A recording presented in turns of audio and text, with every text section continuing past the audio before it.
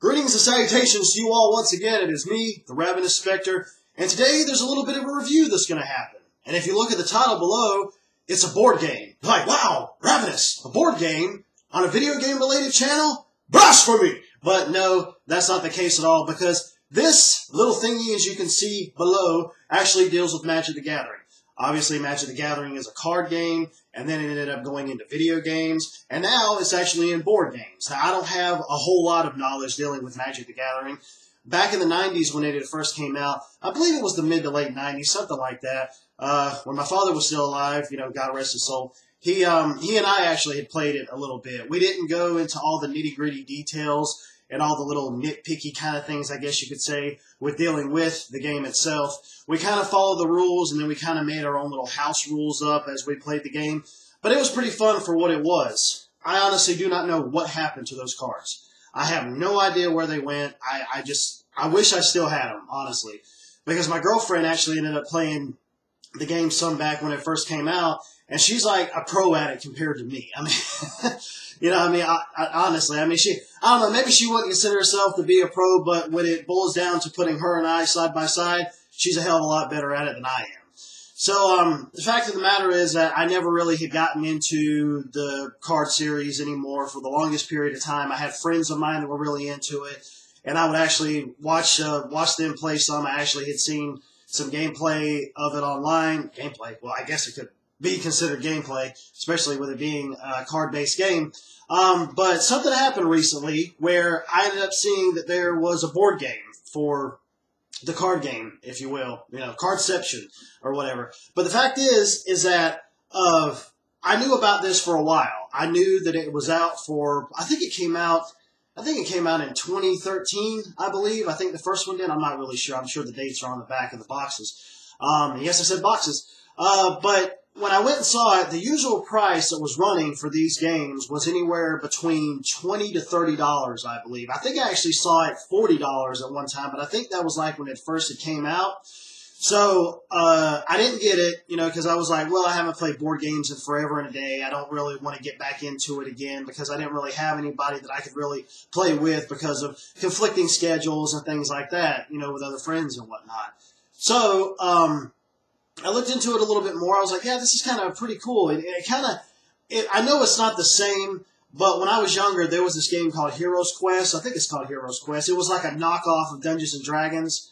I loved that game to death, man. I don't know what happened to it, but I played it so much. When, basically, I did play it some with my dad, but I kind of set up the board as well, just for the fact of just setting it up and looking at it and checking it all out. And I thought it looked really cool because of all the different figures and things that you can utilize in it and the different characters that you can play as in classes and whatnot.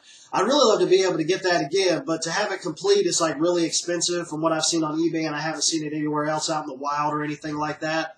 So, fact of the matter is, well, kind of looked out with trying to find that, but when I ended up finding out about this with the Magic the Gathering card game, I was like, ooh, this is very, very lovely indeed. So, the fact is, this is it right here, Magic the Gathering. This is just the first game right there. And as you can see, it has the figures right there on the sides. As you can see, there's probably like 5 of them right here. There's 5 of them right there. And also there on the back, you can see there and there from all different sides. Front, top, and bottom, and whatnot. And yeah, you can probably hear things rustling around in there. We ended up taking the stuff out, and she actually, me and my girlfriend actually had played a couple games, as a matter of fact. Really got into it. I'm not going to go into all the rules or anything like that, but really interesting game. It basically, to me, seems like it's the card game, but it adds an extra layer of strategy onto it with it being a board game and dealing with terrain and movement of your characters and your squads and things like that. Really cool stuff. Really awesome. It's like basically Magic the Gathering, but here's an extra layer of strategy. You know, that kind of thing. But anyways, the next one this here is actually this is an expansion. I know you guys can't see the characters in there because we actually have it in the kitchen set up, and I wasn't going to tear all that down because we're going to be starting a new game soon dealing with this. And this is the expansion of it, but you can play it as a standalone game. And it's actually really cool because you can end up taking this and mixing it with the first game and make like a really big game, and you can mix in all the other different heroes and squads and things like that, which is really, really cool. And the thing is that there's also an expansion that isn't, you can't play it as being standalone at all. You have to actually have it with the first game. I think you could probably have it with the second game as well, since both of them are standalone games. But I actually just had ordered the expansion, which isn't too much in there, but I only got it for like $6. You know, it was actually on sale. I got it for $6, brand new, just waiting for that to come in the mail. Definitely interested to get that all mixed in with all the other heroes and other monster squads and things like that. But if you guys are really looking for an interesting board game to get into, or if you've never tried Magic the Gathering or anything like that, definitely end up checking these out. Because another thing why I didn't really get into the card game, at least nowadays, is because it's really expensive, especially like some of the rare cards and things you would find that you'd want to get.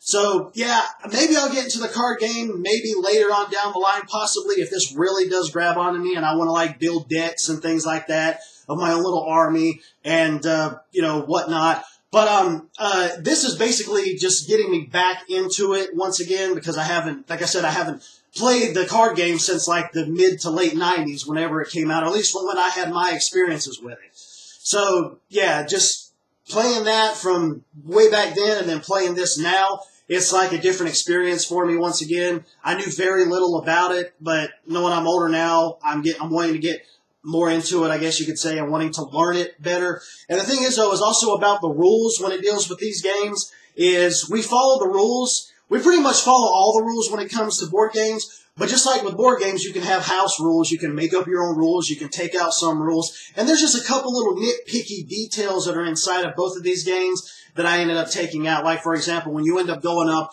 to a certain higher terrain and your character comes down, you can take like a falling damage. And there's another one where if you have characters that end up taking 2 spaces, you have to make sure you land on the space that you want to land on with the front end of your character. You know, it's kind of little stuff like that. And there's another one where you, like in the new game, for example, where you can actually mix and match some of the cards if your Planeswalker that you're playing as ends up being a dual color. So the fact is that if you end up mix-matching those cards up, you have to have like a certain power or something like that level that you can't exceed.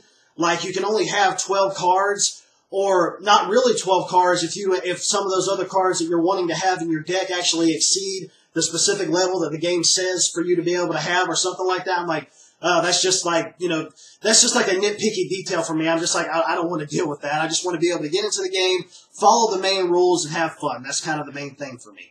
But anyways, yeah, whenever I get the expansion, I'll probably go ahead and end up doing an unboxing of that. I know I didn't do it of these, but if you guys want to check it out, there's pictures online, there's videos online, there's a lot of details as well online dealing with how the game is played and reviews of the game and stuff like that. So anyways, yeah, I just want to do a little bit of a review for this and show these off. And, you know, first time me actually talking about a board game on basically a video game related channel.